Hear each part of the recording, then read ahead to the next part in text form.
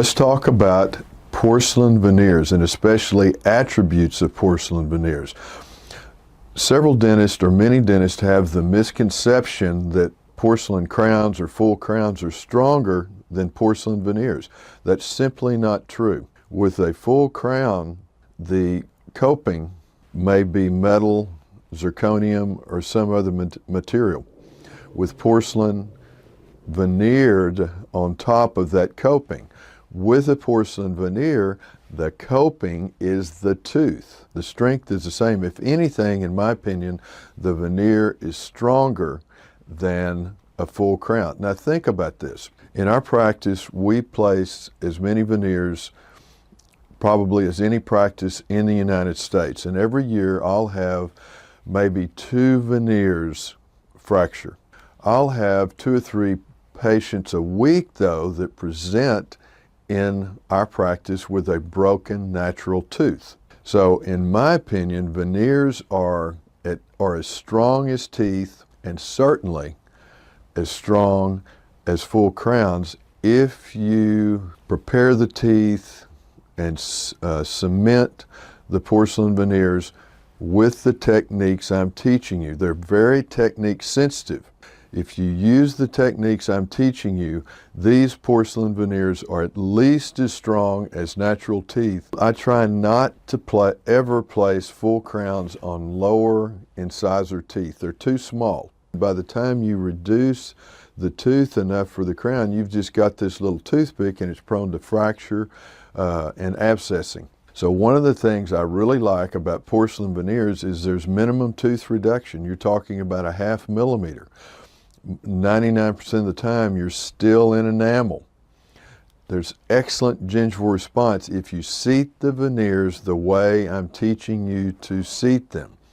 One of the key points is do not remove the excess luting composite until it is initially set. You want it to chip off or fracture off, not wipe off.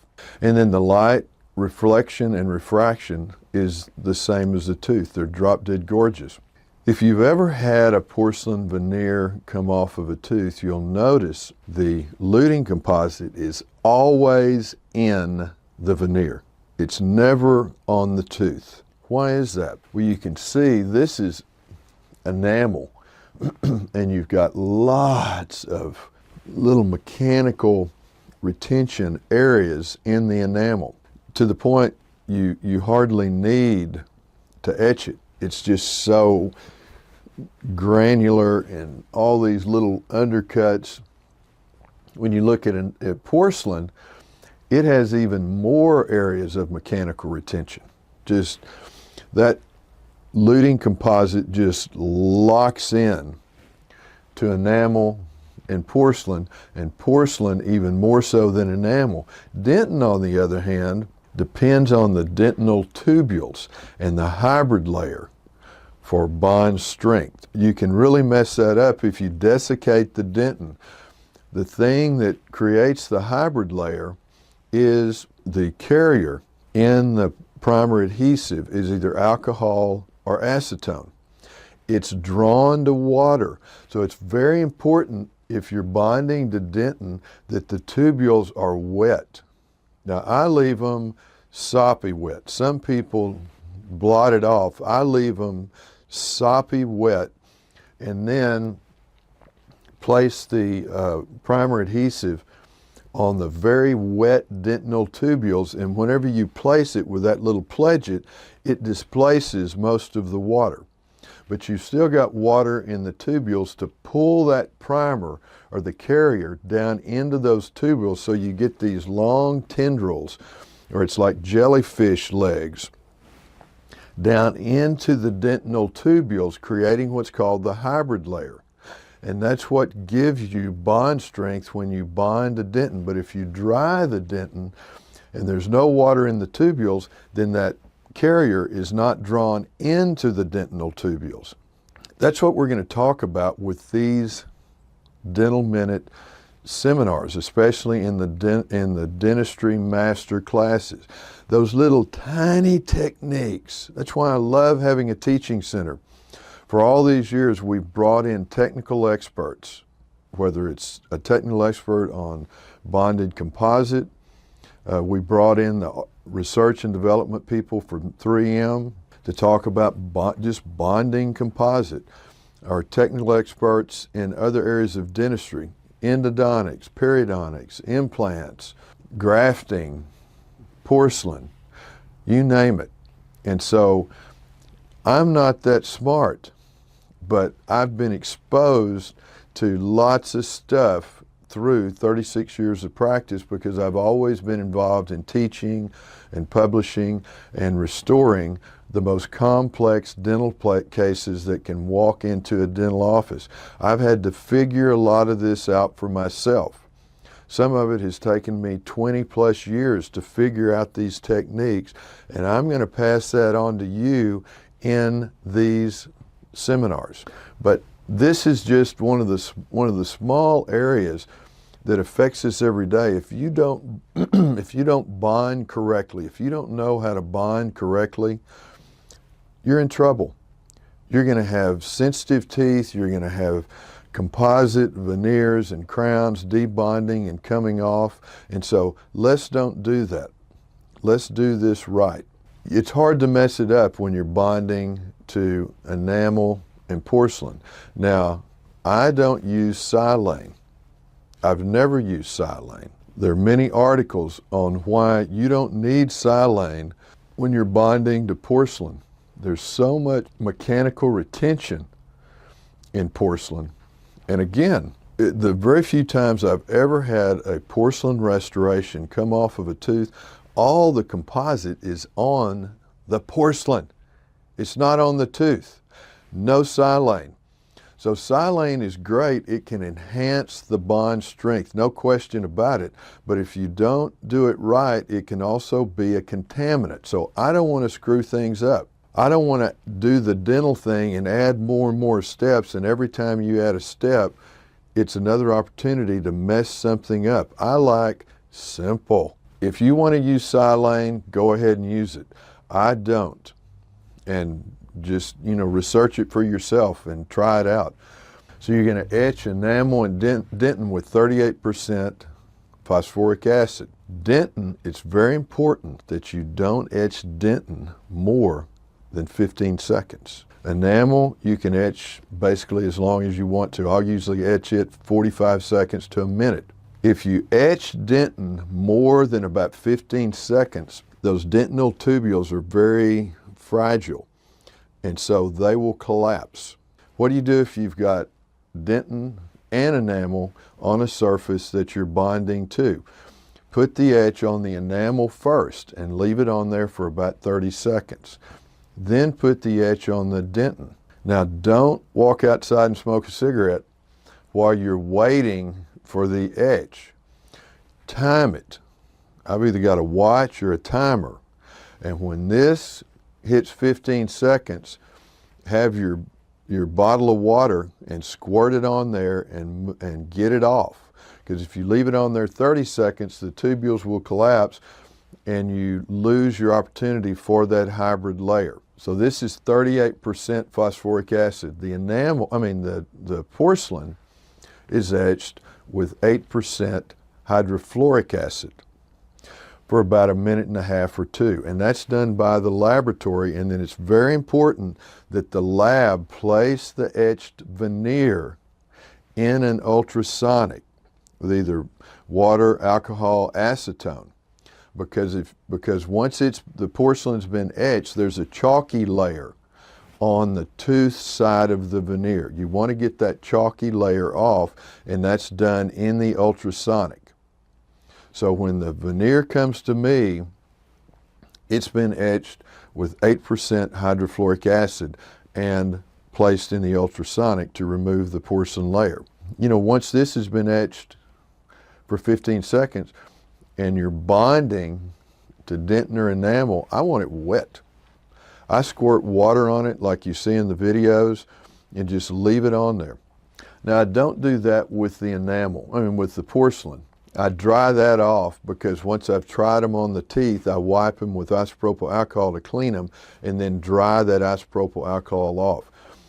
It probably would not matter if the porcelain veneer was wet, because again, that carrier is going to go down into the water, but you don't really need it. Dry the porcelain, but I leave the enamel and the dentin wet, just soppy wet. And then put a copious amount of the primer adhesive on the surface of the tooth. Copious amount, just flood it, and then put a 2x2 on around the tooth and blow the excess into that 2x2. It's very important that you blow the excess off, because there's alcohol or acetone carrier in that primer adhesive, and you want to blow that off or it can diminish the bond strength. So blow it off until nothing moves. Same thing with the porcelain. Blow the primer adhesive off the tooth side of the veneer until nothing wiggles. Don't cure anything until you've seated the veneer. Remember, I'm seating all the veneers before I cure anything. So if you're having trouble with things debonding, you're not using the correct technique. And we'll talk more and more about that with these cases in the dentistry master classes. Now, this is something good to know. Thickness of enamel. In the incisal third, the enamel is 1 to 2 millimeters thick, so you've got a lot of enamel. In the middle third, the enamel is 1/2 to 1 millimeter thick. Now, in the gingival third, the enamel is 0.3 to 0.5, half a millimeter thick. That's why when I'm teaching you how to prep these teeth for porcelain veneers, I just barely roughen the gingival 1/3, because I want to keep it in enamel. Then I'm going to come back with that high-speed 30 fluted carbide burr with lots of water and polish that margin once the veneer is seated. When you're looking long term, you're just a lot better off from the patient's standpoint if you can bond to enamel. So if you've got enamel in the gingival third, don't prep it off. Don't prep it off. Leave it on there.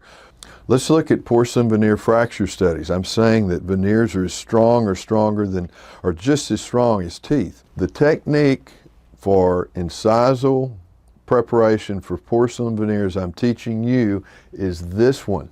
We want a flat incisal preparation. You round the incisal facial line angle, but the incisal palatal line angle, or the incisal lingual line angle, if it's a lower incisor tooth, is 90 degrees. You do not want to do this or this. You don't want a taco shell, because this part right here is very prone to fracture. This, according to the study, is the strongest margin. This is the old style, where you just prep the facial surface of the teeth. For a million reasons, you don't want to do that if you want a good result. You don't want anything in the front that this prep only goes halfway through the interproximal. Why is that? Well, do they drink red wine? Do they drink strong coffee? Do they drink tea? You ever seen that stain line in between the teeth? Sweets. What if they don't floss their teeth? Decay. If you prep through the interproximal and the interproximal is covered with porcelain, you eliminate any chance of decay. Don't just prep the facial surface. You want to include the incisal edge, and you want to include the interproximal. This is a no-no. Now, how much porcelain can you cantilever off of the incisal edge of a tooth? You can cantilever up to 4 millimeters. The ideal is 1.5 to 2. The longer or more porcelain you have cantilevered off that incisal edge, the greater chance you're going to fracture something. Even though the porcelain is really strong, you've got that leverage on that tip. So in a perfect world, you want to cantilever about 1.5 millimeters or 2. These are fracture studies on endodontically treated teeth. This is just a natural tooth, and this tooth has a porcelain veneer placed, including the incisal edge and the interproximal surfaces. You can see this is a flat prep. So the body of the tooth was locked into an immovable plaster block. It couldn't move. Then pressure was applied right here, which is on the incisal edge or just below the incisal edge of the natural tooth had been endodontically treated. Pressure was applied on the incisal edge of the porcelain veneer with a just slow pressure until we had catastrophic fracture of the tooth. And you'll note both teeth fractured obliquely, exactly the same. The porcelain veneer was not affected. The tooth fractured, not the porcelain veneer. This is a case that I had restored years ago, and the woman came in and said, I've broken a porcelain veneer. Well, she hadn't broken a porcelain veneer, she'd broken her tooth. If you cement these correctly, you are not going to have a porcelain veneer come off. Can a porcelain veneer break? Of course it can. It's porcelain, just like a tooth. When patients ask me how long a porcelain veneer or a porcelain crown lasts, I say, how long does a china plate last? I have my grandmother's china plates from 1918. We've got the whole set, but how long do they last? Until you drop them. Same thing with porcelain veneers or porcelain crowns or even natural teeth. Somebody bites on beef jerky or hard things with their front teeth, the angle is not good on anterior teeth because the person is pushing away. It's like a pane of glass that you hit from the side. It's not like posterior teeth in which you're biting along the long axis of the tooth when you chew with the posterior teeth. If you bite really hard things with your front teeth, even natural teeth, they're prone to fractures. I don't treat veneers any differently than I would natural front teeth. Now this demonstrates how strong porcelain veneers are once they're bonded to the teeth.